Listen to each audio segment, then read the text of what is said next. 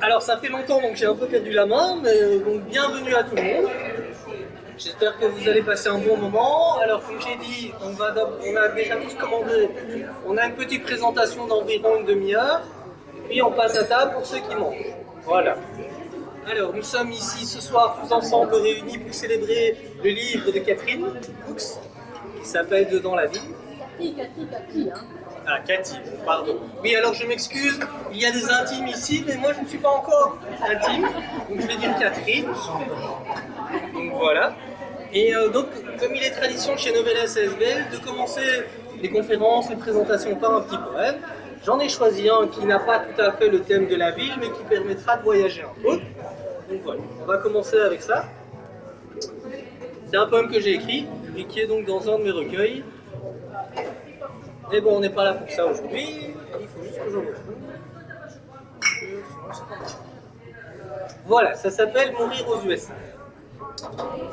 Oui, je sais, c'est pas très gai, mais voilà. J'ai rêvé de ce poème, donc je l'ai écrit. Un jour, j'irai mourir en Idaho, Un jour, j'irai mourir en Idaho, après avoir embrassé une belle de Wisconsin, avoir serré des mains en Alabama et mangé un donut au Wyoming.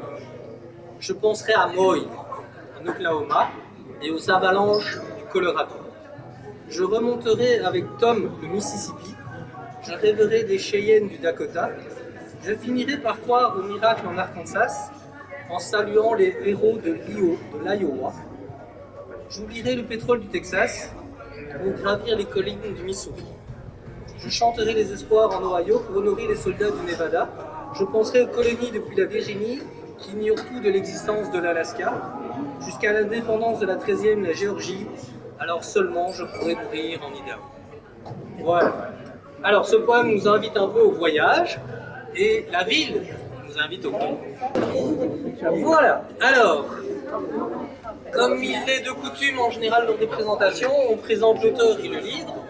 Et Catherine m'a demandé expressément d'envoyer des questions, seulement moi j'ai oublié les questions, donc c'est très bien. Donc ça, on fera ça à la mollet, mais de toute façon, le principe reste toujours le même, il y a 3-4 questions de base.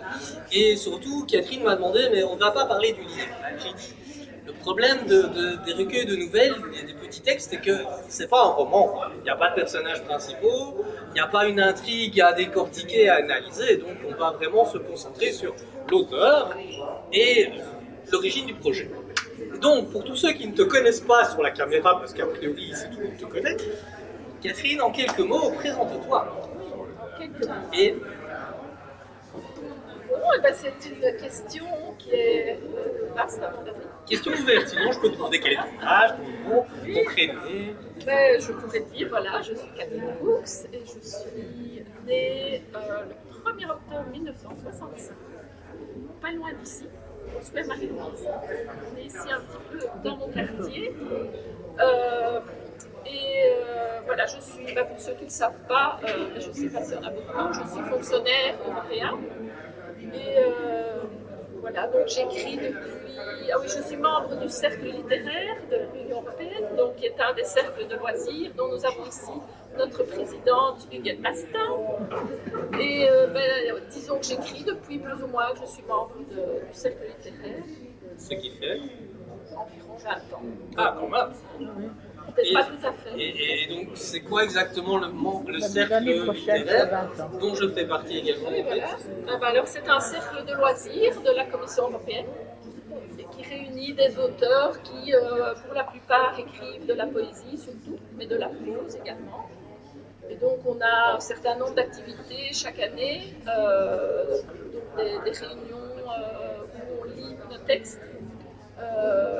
Et puis, on publie aussi une revue avec les textes des littérature. Oui, littérature. Que tu gères, entre guillemets, ou en tout cas, tu es la personne responsable à qui on envoie les textes. C'est moi qui collationne les textes, mais c'est pas moi qui fais l'acte. Donc on a un membre, un mystérieux membre portugais qu'on ne voit jamais, qui fait la présentation. Moi, je l'ai vu. Il était fonctionnaire. Moi, je l'ai vu. Oui, c'est ça. Il était fonctionnaire au conseil, je pense. Ah, ça, c'est les avantages de la nouvelle technologie. Voilà. Il est à la retraite depuis quand même un certain nombre d'années. Donc maintenant, on sait un peu qui tu es.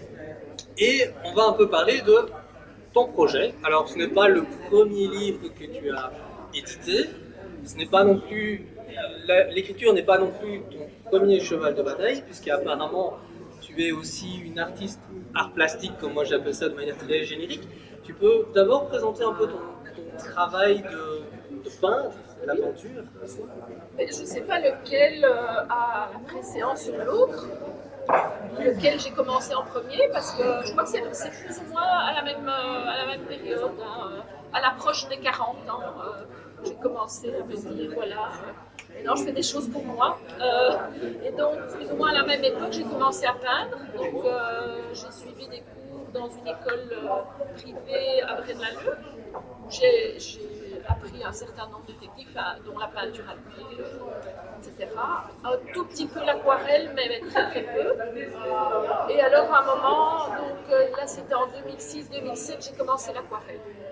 Et là, j'ai plus fait de peinture à l'huile à partir de ce moment-là. Parce que ce que j'aime beaucoup dans l'aquarelle, c'est un peu la rapidité que ça permet. Comparé à la peinture à l'huile où il faut attendre parfois une semaine que ça sèche. Et pour ça, j'ai pas toujours envie d'attendre. Une fois que je suis dans le processus, j'aime bien continuer et terminer. Voilà. Que ça aille vite. Et en fait, c'est vrai que quand on a parlé d'éditer un livre, on avait d'abord parlé de poésie, puis maintenant ce sont de nouveau des textes assez courts, donc effectivement tu es dans l'instant, dans l'instantané, dans le vif, dans la vivacité. Et voilà, moi j'avoue que c'est un hasard, les 3 livres qu'on a édités pour cet hiver, ce printemps, ce sont un recueil de poésie et 2 recueils de nouvelles, textes. Alors moi je considère que des nouvelles ont un certain volume, je ne peux pas non plus considérer que les textes pris dans ce recueil sont des textes de nouvelles. Ce sont des textes courts, plaisants et agréables, ça c'est pas la question, mais effectivement c'est difficile à classer dans les genres. D'ailleurs, finalement on les a mis en novellas, mais novellas c'est pour les nouvelles, et moi une nouvelle c'est 7, 15, 20, 25 pages.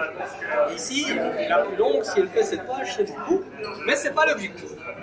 Mais d'ailleurs, quel est l'objectif? Pourquoi est-ce que ce livre finalement est un recueil de textes, et d'où viennent ces textes? Eh bien, donc j'ai commencé à faire des ateliers d'écriture en 2019, je pense, avec un écrivain français qui s'appelle François Bon. Donc j'ai commencé à connaître par le biais de ces vidéos qu'il consacrait sur YouTube à Lovecraft. Et de fil en aiguille, en regardant ces vidéos, j'ai vu qu'il ne s'intéressait pas que à Lovecraft, loin de là. Et c'est quoi? alors, oui, Lovecraft, pour ceux qui ne connaissent pas, c'est donc Howard Phillips Lovecraft, qui est un écrivain de littérature fantastique américain, qui a vécu, qui est né en 1890 et est décédé en 1947. Et eh bien, voilà, il y a pas mal de gens dans la partie francophone qui s'intéressent à lui, et dont notamment François Bon. Voilà, c'est comme ça que j'ai commencé à suivre François Bon et à m'intéresser à ce qu'il faisait par ailleurs et à m'inscrire à ses ateliers d'écriture en ligne. Et voilà. Et donc j'ai fait un certain nombre d'ateliers, et celui qui est à l'origine de ce projet est un atelier qui se tenait sur 40 jours. Donc c'était tous les jours une proposition d'écriture pendant 40 jours. Il avait appelé ça 40 fois la ville. Et voilà, donc tous les jours, on recevait une proposition pour écrire sur un des aspects de la ville en général. Voilà. Mais comme il se fait que moi, la ville que je connais le mieux, c'est Bruxelles. Donc, je dirais les 2 tiers du livre parlent de Bruxelles, mais pas que. Alors, c'est une sorte de challenge. Il existe plus ou moins la même chose au niveau du dessin. Il y a différents clubs, différentes activités où un dessin un jour, pendant 28 jours. Alors moi, je ne sais pas dessiner. Si on me demande d'écrire, je n'aurai pas trop de problèmes. Mais toi, est-ce que tu as vraiment toujours eu l'inspiration, ou est-ce qu'il y a eu des moments où, oui, est-ce que j'ai triché un peu? Je vais en faire 2 demain, je n'en fais pas aujourd'hui. Oui, il y a eu des jours où, c'est vrai, j'avais peut-être un peu moins d'inspiration, mais en général, j'essaie de m'y tenir quand même. Mais je ne sais pas si on peut dire que j'ai triché, mais il y a eu des moments où je n'ai pas eu l'occasion d'écrire. Donc, plutôt vers la fin. Tu as triché. Oui, voilà. C'était début juillet, et donc j'ai eu quelques activités qui m'ont éloignée de Bruxelles. Et donc, où j'ai pas eu l'occasion d'écrire parce que j'avais pas mon ordinateur avec moi, et donc j'ai terminé après les 40 jours. Mais voilà, j'ai quand même laissé. J'ai pas fait plusieurs textes. D'accord. Et le fait est que c'est entre guillemets par correspondance, donc c'est à distance. Oui, Est-ce que le fait d'être à distance, c'est-à-dire hors de chez toi ou hors d'un lieu dédié, est-ce que c'est un problème? mais en général, j'écrivais chez moi, quand même. Oui, la plupart du temps, j'écrivais quand même chez moi. Et puis alors, on mettait en ligne les textes sur le site dédié à l'atelier. Ah oui, donc tous les jours, il fallait poster ce que l'on avait écrit. D'accord. Donc on ne peut pas faire comme moi, c'est-à-dire se balader avec un bic, écrire n'importe où. Oh, j'aurais pu, voilà. J'aurais pu, avec mon petit carnet, j'ai peut-être fait, il y a peut-être l'un ou l'autre texte qui ont été commencés par des notes prises ailleurs que chez moi. Mais je dirais que c'est un peu l'exception, et puis de toute façon, je retapais, Et quelle est je la mettais ça en forme. et quelle est la finalité finalement? Donc on vous demande, voilà, vous écrivez 40 textes en 40 jours, qu'est-ce qu'on gagne? Mais la finalité, là, c'était plutôt un petit peu comme un musicien qui fait ses gammes et qui doit tous les jours travailler son instrument. Mais ici, c'était l'écriture. Donc tous les jours, voilà. Et donc quand tu seras grand, tu veux devenir écrivain? Voilà. Quand on fait des gammes, c'est pour devenir musicien, enfin je suppose. Oui, un musicien avéré est censé faire des gammes aussi. De toute façon, effectivement, Pas uniquement pour les deux. on continue à écrire tous les jours. L'idée, c'était de faire, de voir ce que c'était aussi que d'écrire tous les jours, et pas juste occasionnellement. D'accord. Est-ce que tu aurais envie d'écrire un roman, donc un livre, un texte suivi et qui a une certaine longueur, un certain volume? C'est pas la même chose que d'écrire. Moi j'adore écrire les nouvelles, mais je sais que c'est assez concis, c'est vif, c'est bref, mais c'est pas la même démarche. Est-ce que tu aurais envie? Il y a un projet en chantier. Voilà. À Bruxelles, un chantier, c'est bien. Oui. Et on peut en parler ou c'est top secret? C'est public maintenant. Oui, je peux dire, ce que je peux dire, c'est qu'il y a quelques indices dans ce livre aussi. Ok. Voilà, et notamment, je parle d'un fil rouge. Donc, voilà, il y a quelque chose en gestation en lien avec ça. D'accord. Alors, on va revenir au livre. On a parlé des arts plastiques, c'est-à-dire de la peinture, mais la couverture est une photographie que tu as réalisée. Oui. Donc, moi qui suis photographe, j'apprécie vraiment cette couverture qui est très belle. Et donc, du coup, d'où est-ce qu'elle vient et pourquoi cette photo? Alors, d'où est-ce qu'elle vient? Mais j'ai essayé de me rappeler où je l'avais prise. Mais je ne sais plus. Oui, à Bruxelles, bien sûr, mais je ne sais plus quel bâtiment. Oui, bien sûr. Oui, toutes les photos. C'est Bruxelles quand même. C'est Bruxelles. Alors, ce n'est pas la Tour Belgacom. Quel bâtiment précisément? Je ne sais plus. Et donc, je trouvais qu'elle se prêtait bien. Pour la couverture. Mais Qu'elle pourquoi tu figure fais bien cette... l'ensemble. Pourquoi as-tu pris cette photo? Parce qu'à la base, tu l'as prise bien avant d'écrire le livre. Oui, ce fait que j'ai aussi un compte Instagram qui s'appelle Bruxelles Autrement, où je poste des photos dans ce style-là. J'aime bien les photos avec un ciel bleu, très bleu, et avec les reflets. Avec les reflets dans les vitres. Alors, il y a à la fin un certain nombre de photos que ceux qui ont déjà le livre ont déjà pu découvrir et ceux qui ne l'ont pas encore le découvriront.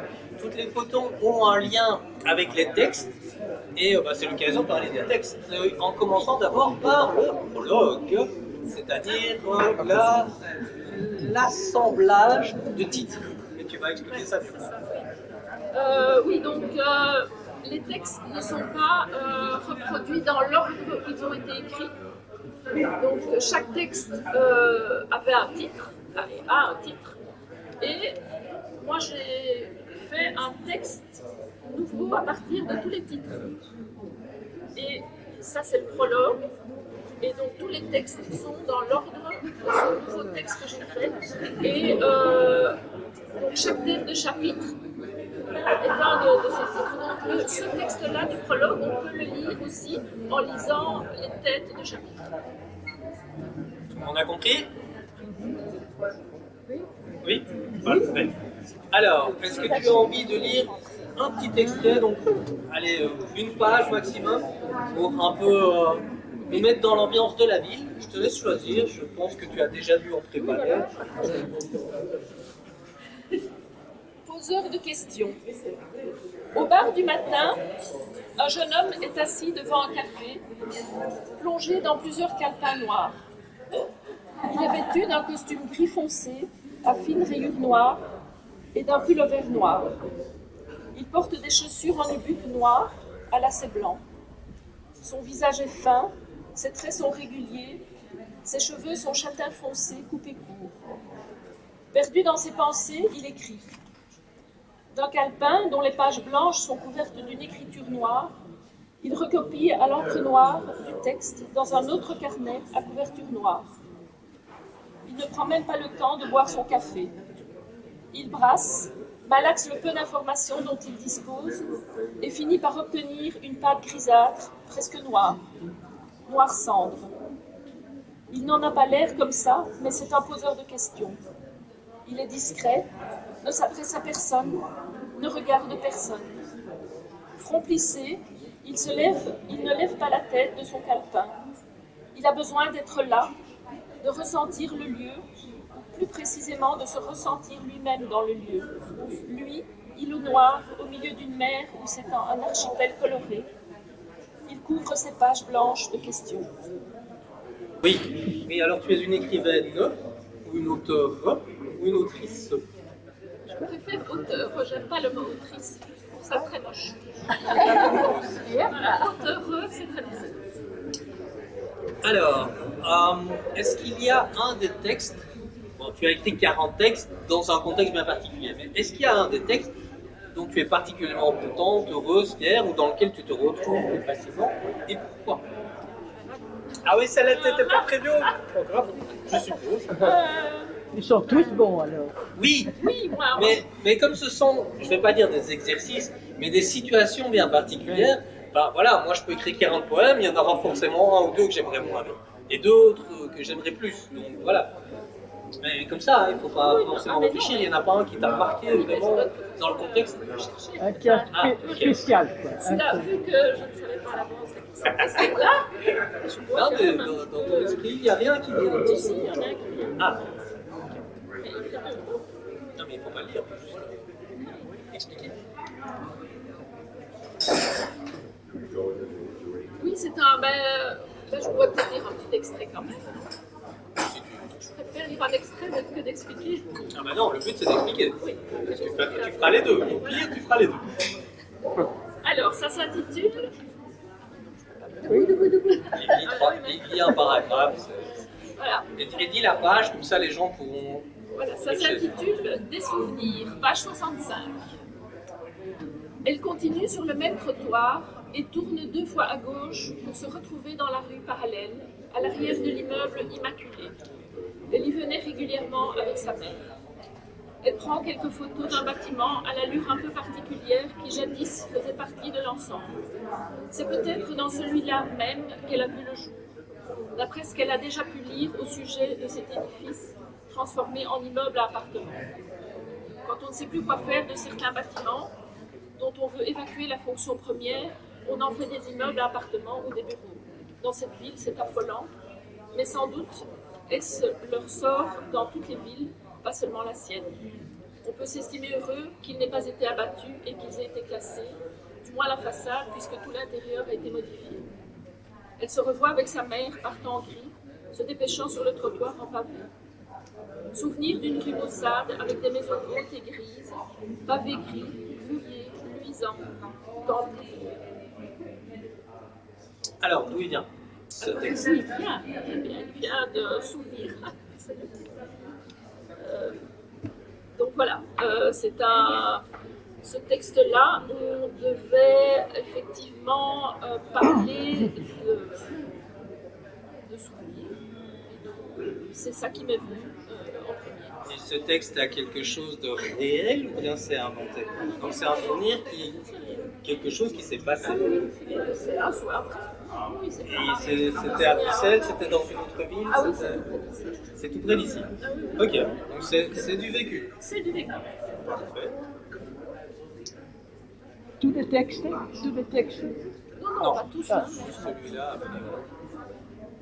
Oui, ça se passe ici.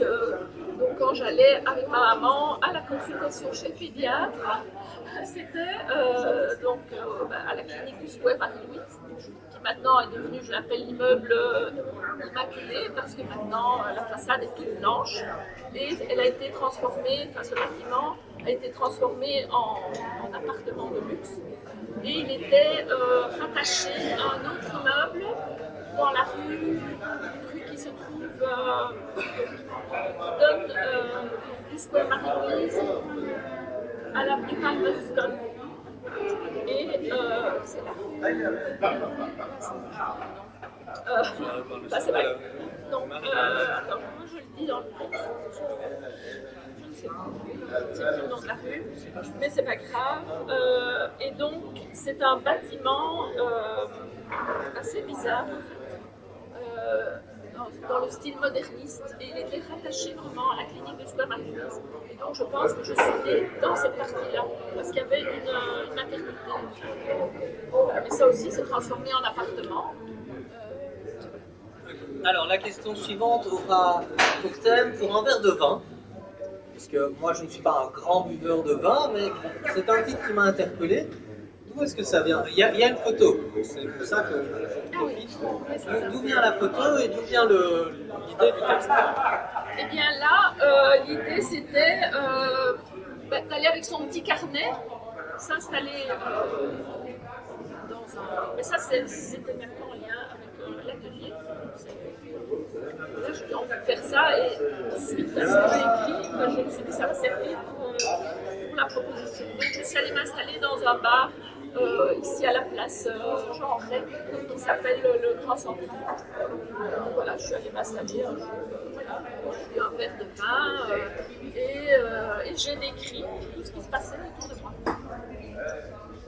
Et alors ce qui était un peu bizarre, mais non c'est peut-être plus bizarre, mais pas moyen de commander au bar, enfin il n'y a pas quelqu'un qui vient vous prendre des consommations, donc il fallait aller sur le site du bar, commander donc il fallait prendre, je sais plus si c'était avec un QR code. Il y avait un QR code, oui, c'est écrit dans le texte. Donc avec le QR code, et puis donc, on allait sur le site, on passait la commande et qu'il fallait payer. L'occasion pour moi de montrer mon téléphone à tout le monde. Je fais partie de tous ces gens qui regrettent que malheureusement on ne puisse plus commander comme avant. Mais en plus, il fallait, c'était pas encore, on ne pouvait pas encore payer avec le QR code. Ah. Il fallait le lecteur de carte. Alors qui c'est qui se balade avec un lecteur de carte pour aller boire un verre? Donc il y avait un client sympa qui m'a expliqué comment ça fonctionnait, parce qu'évidemment dans le bar personne ne parle français, hein, les serveurs et tout ça, on ne parle pas français. Donc il fallait, ben bon, moi j'ai pas de problème, mais voilà. Un client sympa m'explique qu'il faut prendre un lecteur de carte et qu'il y en avait un à l'étage, en fait, elle me le donner et j'ai fait mon paiement comme ça. Vive le progrès. Alors, moi j'adore la campagne, je suis un enfant de la campagne, hein, je viens d'un petit village dans la région liégeoise. Alors, toi apparemment tu as toujours vécu en ville. Pourquoi est-ce que tu aimes la ville? Probablement parce que j'y suis. Oui, mais bon, tu as eu l'occasion de voyager, tu as eu l'occasion de parcourir la Belgique, le monde, enfin certaines parties du monde.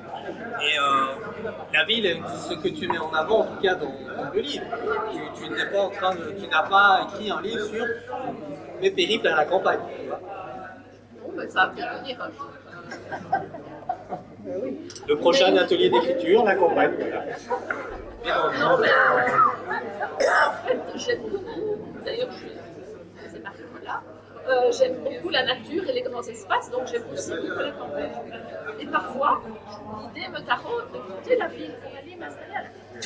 Quelle idée? Quelle campagne?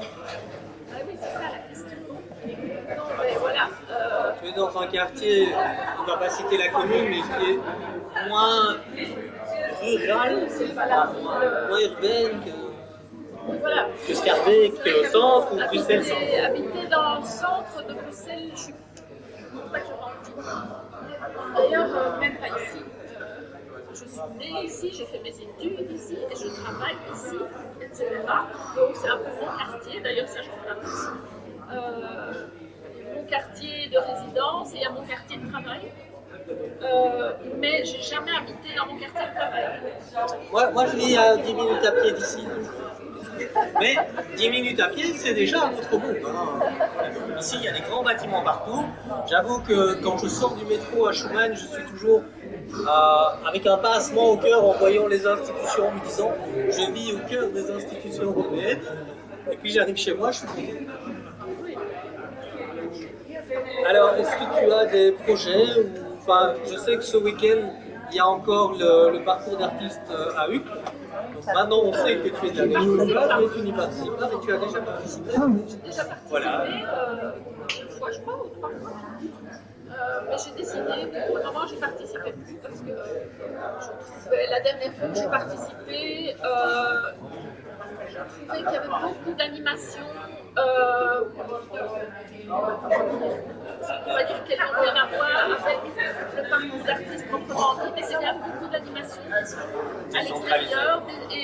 Et vu que moi, je suis un peu excentrée, j'ai eu très peu de monde. D'accord. Bizarrement, depuis qu'il y avait cette organisation-là, je me suis dit, si c'est pour avoir 10 personnes sur 2 week-ends, le week-end de l'Ascension et le week-end de la Pentecôte, ça me suffit. Donc j'ai dit, je vais. Ok. Voilà, peut-être que maintenant c'est une nouvelle formule encore, qui s'appelle Meeting My Art. Je ne sais pas, je ne suis pas allée voir. Donc, On aura les échos qui prochainement. sait qu'un jour je le ferai. Et donc, tu as une actualité débordante et trépidante à part manger. Là maintenant, je vais participer à un marché artisanal. Oui, parce que c'est vrai qu'en plus des aquarelles, je fais des cartes postales et tout ça. Je participe à un marché artisanal. Sinon, l'écriture, il y a plusieurs sortes. Mais c'est pas un roman, c'est un récit. Ok. Alors, quelle est la différence entre un récit et un roman? Pour ceux qui ne connaîtraient pas la différence. Ouais, je ne sais pas, moi je ne suis pas donc, spécialiste, mais un récit, pour moi, ça m'engage que moi, hein, mais c'est quelque chose qui mêle le réel et le fictif. Et il n'y a pas un personnage avec des prénoms et machin. C'est. Ok, donc ton récit, est-ce qu'il a des personnages? Un ou des personnages? Mais il y a un narrateur, Un narrateur. Est-ce qu'il y a une série d'événements, une succession d'événements, où il se passe des choses dans un ou plusieurs lieux? Est-ce que ces lieux et ces événements sont fictifs? il y a les deux. Est-ce que c'est tiré de ta propre expérience ou est-ce que c'est inventé? On pourrait dire que c'est un mélange entre une biographie, une fiction, une autofiction. Et donc, Oui, ce serait plus dans le fiction.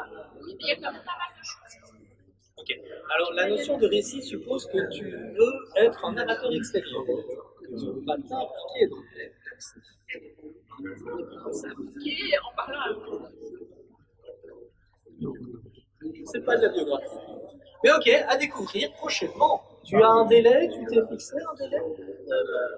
2-3 ans. Moi, je ferais quand même. C'est un délai raisonnable, c'est plus, c'est bon. Honnêtement, mon cycle mystica, je l'ai commencé il y a 10 ans et il a fallu 10 ans. Donc voilà. Il n'y a pas de. À partir du moment où il n'y a pas de contrainte comme les 40 jours ici, Bonne année. Bonne année. On se revoit dans 6 mois. Alors, on va clore ici, à moins que tu aies encore quelque chose à dire sur le livre ou quelque chose que tu as préparé dans tes questions. On n'a pas abordé, je pense pas. Donc voilà. Et est-ce que vous avez une ou l'autre question? Et si vous en avez une, parlez fort. Oui, dans le fond. Le titre Dedans, là. Oui, pourquoi? Dedans, pas dedans, pas autre chose. Ça, c'était le titre qui était imposé avec la famille. Non, c'est quoi? Non. Mais c'était pour vraiment insister sur le fait que c'était dans la vie.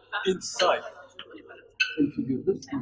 Oui, ça veut ça. Une figure de style. C'est dedans. C'est belge, je suppose. Hein. Comment? C'est dedans. C'est dedans une fois? C'est pas français. Je crois pas que les Français disent ça. Hein. C'est dedans. Donc c'est belge, je pense. Oui. Dedans. Non, Ça mais m'a pas c'est choqué. comme dit mon frère, c'est une figure de style. Pour assister, oui, comme on dirait en anglais, inside. Yes, inside. Et inside est très proche de inside, si mes souvenirs d'anglais sont d'inspiration. Mais je inside Et pour les inside. une autre question. Mademoiselle, dans le fond. Tu disais que les textes ne sont pas dans l'ordre dans lequel tu les as écrits. Et du coup, comment tu as choisi le fait de les remélanger? Sur quoi tu t'es basé pour les remélanger? Bonne question. Pourquoi cet ordre-là? Oui, mais c'est simplement, j'essaie de faire un texte plus ou moins cohérent avec les titres. C'est sur ça vraiment que c'est basé là, le mélange. Ce fait que je trouve que Ça s'appelle du puzzle. ça s'applique. Ça serait bien ensemble. Oui, ça se lit un texte suivi. Mais effectivement, Mais les textes aussi, qui découlent de chaque titre. Il y a des choses qui, ça s'arrête bien. une autre question, oui. Comment t'es venue l'idée d'avoir donc une succession de titres qui forment en eux-mêmes une histoire, une séquence? Je ne sais pas comment. Je vais rebondir. Est-ce que les titres ont existé préalablement ou est-ce que tu as mis les titres au fur et à mesure? Donc, chaque fois que j'écrivais un texte, Il y avait un titre. D'accord. Oui, donc c'est vrai que tout d'un coup, je me suis dit, tiens, je fais ça. C'est vrai qu'il y avait la dernière proposition, la proposition numéro 40, m'a donné cette idée. Mais je ne sais plus exactement en quoi consistait la proposition. Parce que c'est vrai qu'il y a eu toutes ces propositions, ces sujets, etc. Mais après, je ne sais plus. On reconnaît les enthousiastes. Je t'en prie. Juste par curiosité, est-ce que tu peux donner un exemple de proposition? Parce que quand on lit un texte, parfois on ne sait pas du tout s'imaginer. Parfois on comprend, tiens, oui, ça devait être par exemple mettre juste des questions. Des propositions aussi. Des propositions de l'atelier. Oui, c'est ça. Mais j'en Un ai. exemple, quoi. Oui, en très résumé. Hein. J'en ai. Mais oui, justement. Par exemple. Il y avait un texte, on appelait ça les bibliothèques intérieures. Donc on devait faire une recherche d'images urbaines accumulées dans les livres qu'on avait lus. Donc, pas commencer à les chercher, mais ce qui nous revenait comme ça en tête, et en faire un texte. Est-ce qu'il y avait des... Ça, c'est encore relativement facile, parce qu'il y avait parfois des propositions qui étaient un peu hermétiques. Est-ce que dans les contraintes ou les consignes, il y avait des caractéristiques plus littéraires, c'est-à-dire un certain nombre de mots ou de paragraphes ou de thématiques bien spécifiques? Enfin, la thématique, oui. Mais le genre de contraintes qu'il pouvait y avoir, c'était qu'il fallait que ce soit un seul bloc d'écriture. Voilà, pas de ponctuation. Et puis il y en a où pas de ponctuation, ce genre de contraintes. Effectivement, la ponctuation a été un sujet de conversation au moment de l'édition, parce que voilà. Mais voilà, si ça fait partie des contraintes, il faut garder les contraintes pour que le lecteur puisse comprendre. Certains auteurs se donnent eux-mêmes ce qu'ils veulent. Tout à fait. Il y a des faux sur Terre. Une autre question à part mademoiselle, donc madame Derrière, oui. En fait, dans ces textes, il y a souvent des notions de couleur du ciel, couleur des bâtiments, etc. Et tu as d'ailleurs reproduit des photos un petit peu en rapport avec ce que tu décrivais. Et je voulais savoir si tu n'as pas eu l'idée à un moment donné d'en faire des aquarelles, justement, par rapport à ce texte. Voilà, ça pourrait pas. Et à contrario, est-ce que des aquarelles ont pu aider à écrire les textes? J'ai peut-être j'ai essayé une aquarelle un peu urbaine comme ça, mais ça ne viendra pas. Oh, ma foi, pas. Je sais pas. Non, justement, quand tu fais une aquarelle, moi, quand je vois ça, justement, j'ai envie d'écrire un poème. Ça t'arrive pas sur tes aquarelles, quand tu as peint quelque chose, tu as envie, oui, ça te donne. Non, moi bien. Oui, non, c'est vrai que peut-être un jour, mais là, c'est important que non. Pourtant, j'ai fait mon premier livre, était un recueil qui a été publié dans la collection de CFDL. C'était un recueil de poèmes que j'avais écrit par rapport aux peintures d'une amie. Ah oui, mais donc, oui, ça m'avait inspiré, mais j'ai pas le non, parce que tu peux comprendre, parce que tu t'exprimes déjà en peinture, disons, donc tu n'as plus besoin d'écrire. C'est là, c'est l'eau, mais moi, je pourrais m'inspirer sur des aquarelles, par exemple. Voilà. Hugo. Elle est belle cette idée de l'interaction entre les arts, parce que tu es venu le 17 novembre, je pense, souviens-toi, à une Schubertiade chez Roger, et souviens-toi, à partir d'une toile, il avait lui composé un morceau. Donc ce que dit Kate, c'est intéressant. On a parfois, à partir d'un support artistique, par exemple l'art pictural, on a envie d'écrire un poème ou d'écrire un morceau. Oui, bien comme toi qui écris des textes sur des musiques. Oui. Aussi, c'est oui. Ça. C'est vrai. Alors, ma dernière question, qui en principe est toujours posée pendant l'interview, mais si tu devais arriver à convaincre ce public qui a déjà le livre, c'est plus vraiment le format, c'est en quelques mots, comment est-ce que tu présenterais ton livre pour donner envie au public de l'acheter? Pour eux, ils sont convaincus, mais tous les autres. Et moi, je ne suis pas douée. Justement, c'est je ne suis pas du tout une commerciale. Voilà. Tu ne sais pas. Alors, je laisserai la parole. Donc ça veut dire qu'à tous les points bas, c'est peut-être là. Mais non, mais, par exemple, est-ce que tu te retrouves dans tous les textes? Est-ce que quand les gens t'abordent, ils ont envie de découvrir, de partager? Comment est-ce que tu partages cette expérience, cette aventure? Parce que c'est une aventure. C'est vrai que j'en parle pas beaucoup, en fait. On va travailler ça ensemble. Allez, c'est parti. Encore deux questions. C'est parti. Attends, d'abord monsieur. Je remarque que oui. La tantôt a été commerciale en disant qu'il y avait des indices pour le prochain bouquin dans ton bouquin. C'est vrai que j'ai pas ça te donnait envie de l'acheter. Oui, c'est vrai. J'ai pas discuté. Alors. Moi qui connais bien Catherine, vu que c'est ma maman, je trouve qu'on reconnaît beaucoup d'elle dans chacun des textes. Et donc, si vous avez envie de mieux la connaître, lire le livre est une façon de la découvrir plus profondément. Et comme on dit dans que j'aime, c'est un peu de moi que je vous offre. Oui, c'est justement dans beaucoup d'histoires. On parle d'elle, on parle d'elle. On parle de Catherine à travers ce que Catherine aime dans la ville ou des lieux de la ville. Voilà. Et moi, si je devais proposer ce livre, c'est ce que je fais, si vous voulez voyager un peu à travers Bruxelles, vous pouvez prendre ce livre, ce sont de courts textes, mais vous voyagerez dans toute la ville. Mais ce que j'ai quand même envie de dire, c'est pas touristique. Ce n'est pas un livre sur Bruxelles. Non, c'est sur la vie. C'est bien plus que ça. Il y a même une page de Paris. Voilà, parce qu'on découvre des aspects de la ville, mais ça peut être des aspects qui sont c'est évidemment pas quand je parle de la. Enfin oui, je le dis toujours dans l'extrait que j'ai lu, c'est probablement pas que à Bruxelles qu'on réaffecte des bâtiments en immeubles à appartements de luxe. J'imagine que c'est un peu dans toutes les villes qu'on fait ça. Mais oui, voilà, donc c'est pas un livre. Mais ce qui est bien dans Bruxelles, c'est qu'il y a Bruxelles. Oui. Il y a du sel et du luxe, c'est ça? Voilà. C'est là. Ah, voilà. Madame. Mais il y a elle dans Bruxelles. Oh, par exemple.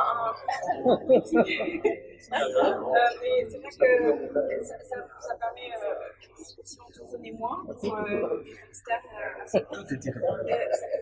à Attiré d'elle. Oh là là. Voyager lui-même et de. Village Montvol.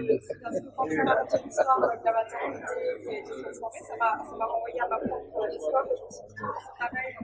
Moi aussi, ça s'est passé comme ça. Et je me suis dit, j'ai tout de suite vu devant les yeux, enfin, la photo du bâtiment qui existe aujourd'hui. Ça permet de lecteur aussi de voyager. Finalement, c'est un. Mais ça, c'est des choses. Mais ça, c'est un peu tous les livres. Oui. Madame, une dernière question. Il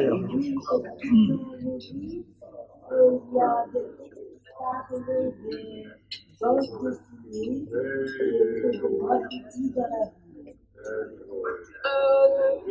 Alors, en dessiné, non, mais il y a des passages Oui, il y a quand même. où on parle des dessins. Oui, mais j'ai trouvé quand même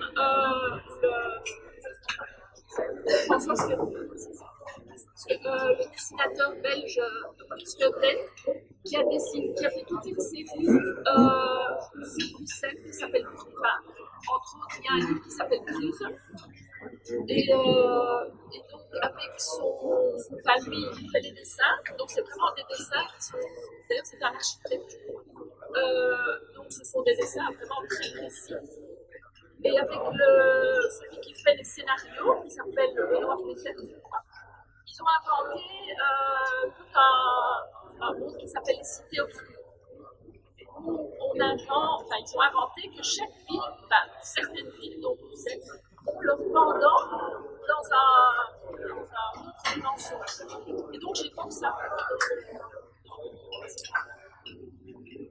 Eh bien voilà, nous arrivons au terme de cette rencontre, de cette présentation. J'espère que vous avez pu découvrir un peu mieux ou un peu plus Catherine. Alors moi, je l'ai découvert un tout petit peu plus. Alors vous la connaissez mieux que moi, mais bon, voilà. Et on vous fixe rendez-vous à une prochaine rencontre. On va essayer de voir, essayer d'organiser d'autres ateliers, d'autres activités. Et on va passer à table. Merci à vous.